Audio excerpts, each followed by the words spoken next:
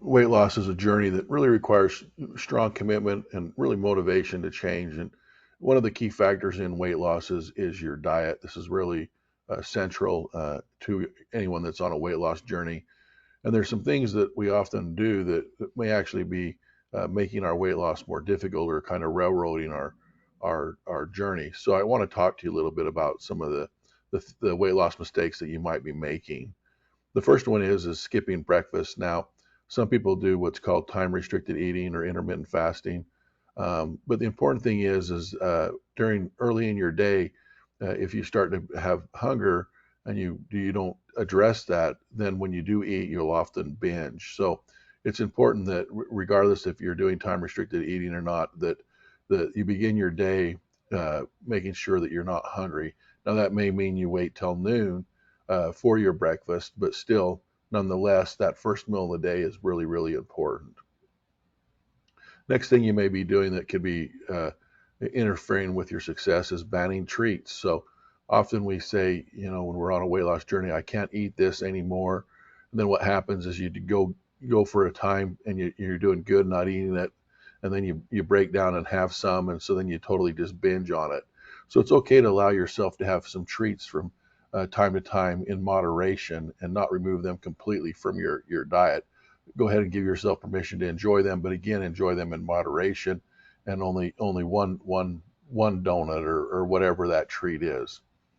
Another thing that may be interfering with your weight loss is your plate size. So it's been researched extensively on the impact of plate size to your eating.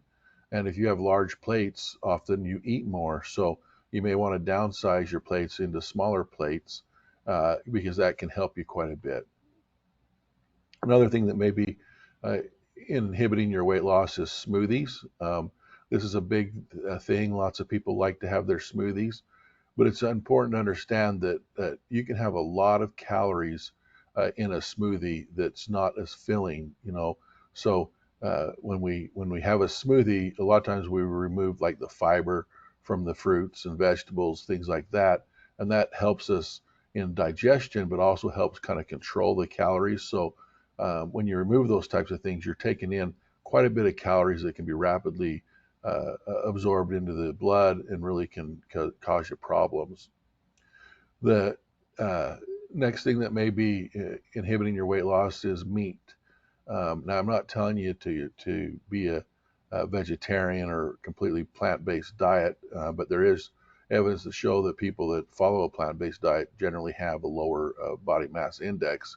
But the important thing to understand is the type of meat. You want good quality meat, not processed meat.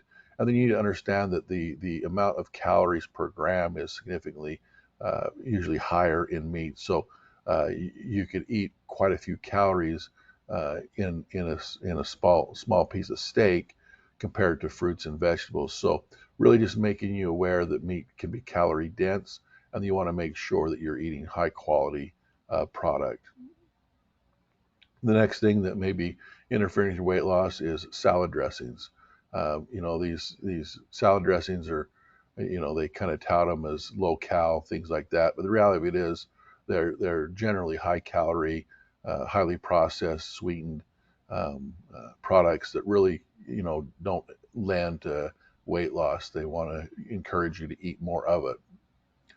Next thing that may be difficult or interfering with your weight loss is dining out. And the reason is even though you may go out and have a steak and you look at it in the context, well, if I cook the steak at home, it's still the same steak, and it isn't. I think that's important for us to understand that often restaurants will add sauces, garnishes, things to their food to try to make it more palatable, make it taste better. And these are kind of those hidden calories. So really, be careful dining out. Another thing is adding olive oil. So, I think we all agree that olive oil is a healthy fat, but it is very high in calories, and that's the important thing to understand. That all oils are caloric rich. And so if you're incorporating those in your meals, that's going to add up. So you need to be cautious simply because of the calorie density of oils.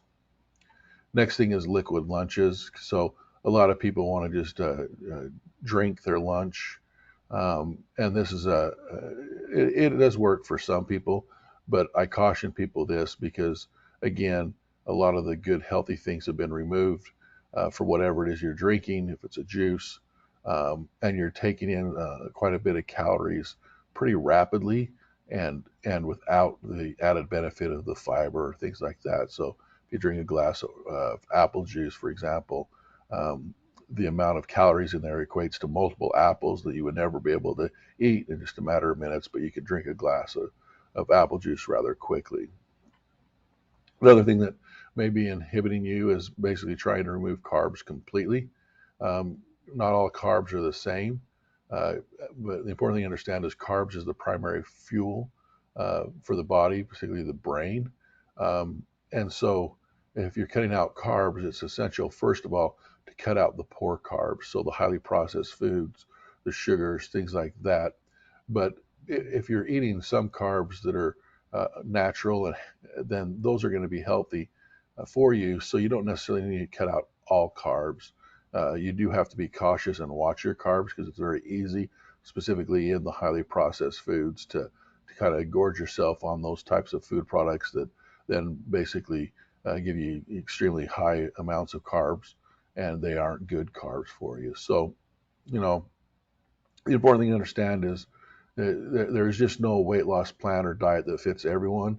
And some weight loss programs work better for some and others not as well. And it's really about you kind of testing on yourself what's going to work for you. But understand that weight loss is a journey.